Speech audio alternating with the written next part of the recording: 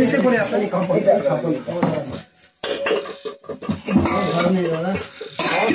নিচে নিচে আছে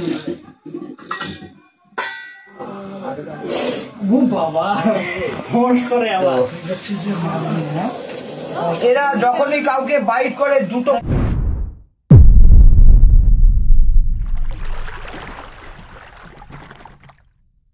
আজকেও আমার হোমটাউন থেকে কমসে কম না হলেও 40 কিলোমিটার দূরে এসেছে। জায়গাটার নাম ফুলবাড়ি। তো ওনারা বহুত কষ্টে আমার ফোন নাম্বারটা পেয়েছে। তো এখন সময় বাজে রাত্রি 10টা। তো আমাকে ওনাদের রান্নাঘরে একটা বিষধর সাপ ঢুকেছে, সেই সাপটাই আমি রেস্কিউ করতে এসেছি। তো আমরা আগে রেস্কিউ করে সাপ সম্বন্ধে এখানকার যত গ্রামবাসী আছে যারা যারা আছেন তারা সাপ সম্বন্ধে তাদেরকে সচেতন করে সেই সাপটাকে আমরা এখান থেকে নিয়ে যাব। তো আমার সঙ্গে থাকুন। যারা যারা ভিডিও দেখছেন তাদেরকে অবশ্যই বলবো সাবস্ক্রাইব করতে ভুলবেন না। আর সাবস্ক্রাইব, লাইক, শেয়ার দুটোই করবেন, কারণ লোকে জানতে পারবে সাপ সম্বন্ধে অনেক কিছু। তো আমার সঙ্গে থাকুন।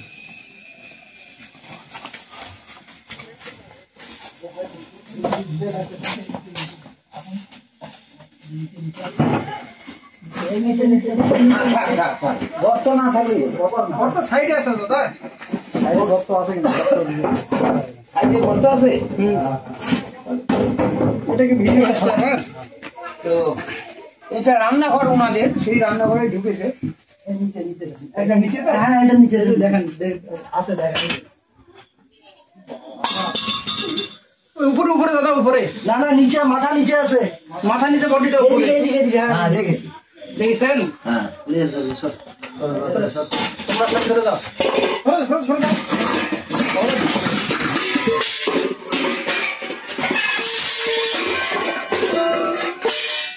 আস্তে আস্তে।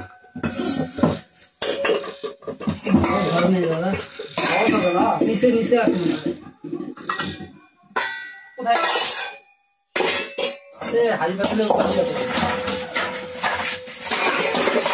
তো আমি এই কারণে সকল মা বোনকেই বলি ভিডিও দেখার জন্য, কারণ আমি কোথা থেকে কোন জায়গা থেকে কার বাড়িতে কার ভিতর থেকে সাপটা বের করছি এই জন্যই বলি। কারণ মা বোনেরা যদি ভিডিওগুলো দেখে মা বোনেরা জানতে পারবে যে কাছে এখানে সাপ থাকতে পারে।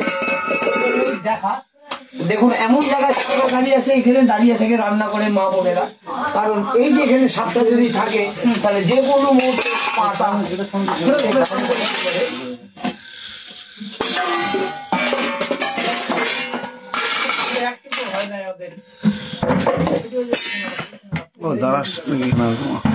না না না গোমা সাপ, না গোমা সাপ। দেখুন কিরকম জায়গায় আছে সাপটা, খুবই ভয়ানক সাপ। এটাকে ইন্ডিয়ান স্পেকটিক্যাল কোবরা বলে, আমরা অনেকে গ্রামের ভাষায় একে গোখরা সাপ বলে থাকি। তা আমি আগে একে বের করি।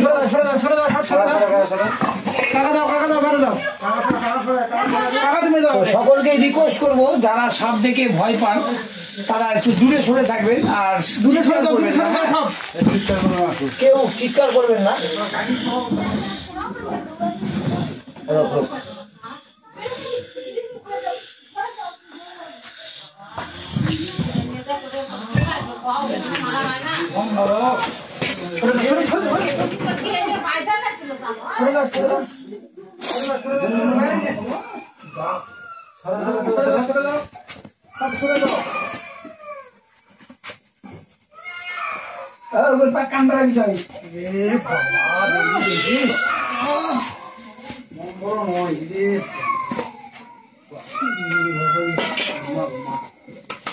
এটাকে আমরা গোখরা সাপ কিসের জন্য বলি? এই যে ওনার পিছনে যে গরুর আকৃতির মতন যে খুরের মতন একটা আকৃতি আছে, তার জন্যই একে গোখরা সাপ বলা হয়। তো এটা কিছু খাইছে নাকি? হ্যাঁ কিছু খেয়েছে, তার জন্য পেটের মধ্যে ওর কিছু আছে, ইঁদুর টিঁদুর কিছু খেয়েছে কিংবা চিকা খেয়েছে।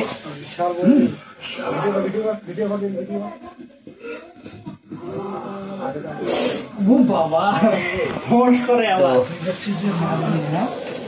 এরা যখনই কাউকে বাইট করে দুটো করে চিহ্ন হয়, হ্যাঁ কিংবা সময় ক্ষেত্রে একটাও চিহ্ন হতে পারে, সেটা বাইটের 19-20-এর জন্য হয়। তো অনেকে ভাবে যে একটা ফুটো মানে আমাকে হয়তো সাপে কামড় দেয়নি, এরকম চিন্তা ধারণা করে। তো রাতের বেলা কোনো কিছু কামড় দিয়েছে দেখতে পাননি, কিংবা সাপই কামড় দিয়েছে, সাপটাকে চেনেন না, হ্যাঁ, তো সাপ চেনার দরকার নেই, কিছু কামড় দিয়েছে দেখতে পাননি, তবুও বাড়িতে থাকা যাবে না। আর বাড়িতে থাকলে সকলকেই বলতে হবে আমাকে কিছু কামড় দিয়েছে, আমি সেই দিকটাকে দেখতে পারিনি কিংবা দেখি চোখে পড়েনি। তো আপনারা সকলেই অ্যালার্ট থাকবেন। যখনই শরীরের মধ্যে কোনো কিছু অনুভব হবে তখনই বুঝে যাবেন একে সাপেই বাইট করেছে। অনুভবগুলো কি কি?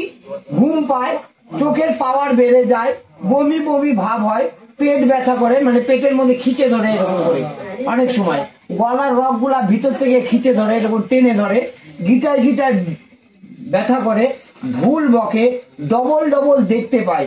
এগুলো যতগুলো কথা বললাম আমি, এগুলো টোটালটাই সাপের সিমটম। সাপ বাইট করলে কিছুক্ষণ পরে এই সব সিমটম গুলো দেখা যায়। তো এর যে বাচ্চাগুলো, যেটা ছোট ছোট বেবি সাপ, তারা যদি বাইট করে তো 6 ঘন্টার আগে টের পাবেন না যে আপনাকে সাপে বাইট করেছে। তা আবার এমনও সাপ আছে আমাদের এখানে 45 মিনিটের আগে কোনো সাপের বাইটের যে অনুভব সেটাও হয় না। তো বিভিন্ন ধরনের সাপ আছে। তো আমাদের এখানে 4 রকমের সাপ বিষধর পাওয়া যায়। তো সেই সাপগুলো বাইট করলে মিনিমাম 72 ঘন্টা পর হাসপাতাল থেকে দেখবেন ছুটি দেয়। তো টাইম হচ্ছে 72 ঘন্টা, মানে 3 দিন। 3 দিন যতক্ষণ না কাটবে ততক্ষণ আপনি রিস্কে থাকবেন। কি কামড় দিয়েছে না কামড় দিয়েছে আপনি বাড়িতে বসে থাকবেন না, সকলেই হাসপাতালে যাবেন। তো আমি আগে একে প্যাকিং করি, তারপরে সাপ সম্বন্ধে আরো অনেক কিছু বলে দেবো ওনাদেরকে, সাপ বাইট করলে কি করতে হবে।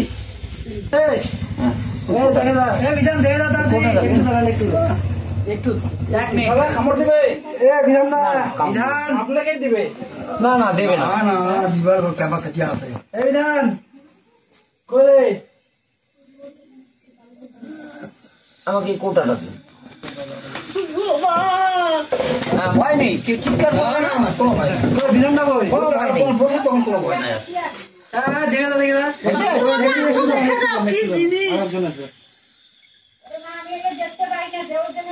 তাড়াতাড়ি তাড়াতাড়ি বিধান না বই দেখে যা কি জিনিস ওকে কিচ্ছু ক্যাপাসিটি আছে। পায়ের মাপে সাপের সামনে নড়লে সাপ বাইট করে না, করে না। ওই যে পাটা নাড়াচ্ছে তার জন্য ওই মুখটা নাড়াচ্ছে, আবার চুপ করে দাঁড়িয়ে থাকবে তো ওই দাঁড়িয়ে যাবে।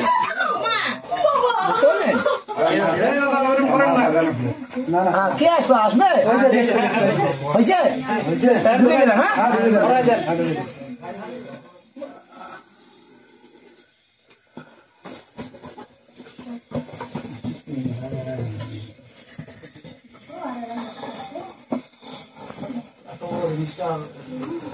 এর থেকেও বড় সাপ আছে এখানে, এখানে আছে না আমার কাছে।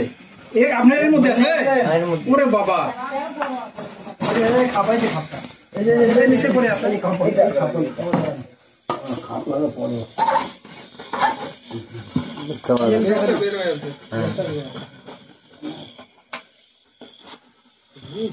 এর থেকে ধরো আছে মাছওয়ালা সাপ। হ্যাঁ ওটা ঠিক করেন তারপরে না না দেখার দরকার নাই, এমনি দেখি বাইরে থেকে দেখো।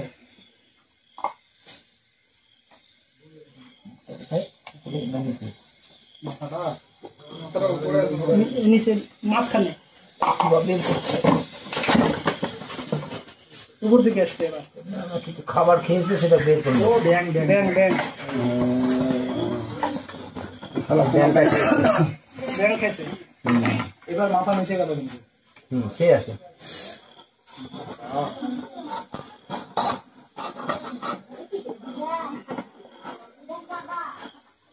ধরলে কোনো কেউ দিয়ে না কোনো হাত দিয়ে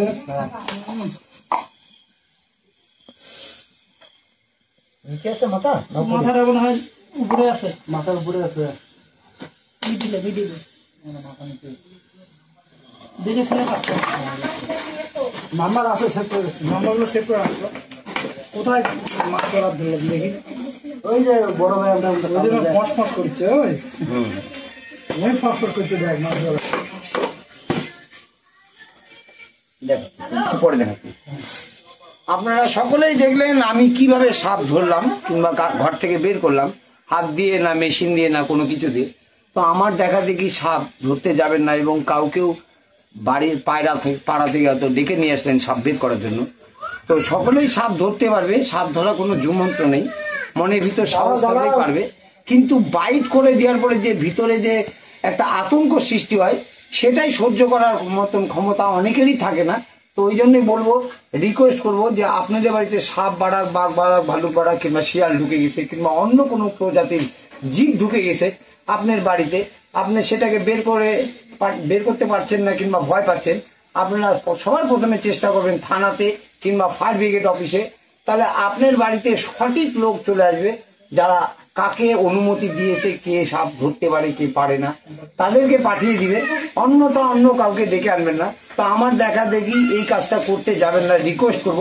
কারণ আমি বহুদিন ধরে সাপ ধরছি, মোটামুটি আমার সাপ ধরার বয়স না হলেও 30 বছর। 93 সাল থেকে আমি সাপটা ধরছি। তার মধ্যেও আমি 12 বার, এত কিছু জানা সত্ত্বেও 12 বার বাইট খেয়েছি। আমি বেঁচে গেছি আপনাদের আশীর্বাদে, মা বোনেদের আশীর্বাদে, ডাক্তারদের আশীর্বাদে আমি বেঁচে গেছি।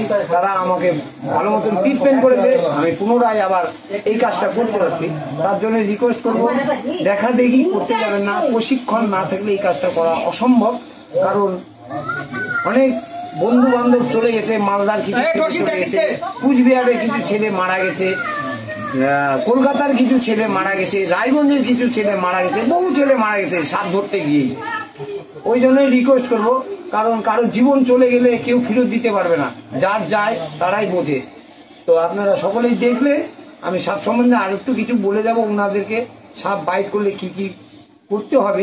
তা আমার নেক্সট কোনো ভিডিওতে অনেক ভিডিও ছেড়েছি, সেই ভিডিওগুলো দেখবেন, দেখলে পরে বুঝতে পারবেন যে সাপ কামড়ে কি কি করতে হবে, সব জানতে পারবেন। তা আপনারা সকলে ভালো থাকুন, সুস্থ থাকুন। জয় হিন্দ, বন্দে মাতরম। শুনে নিন।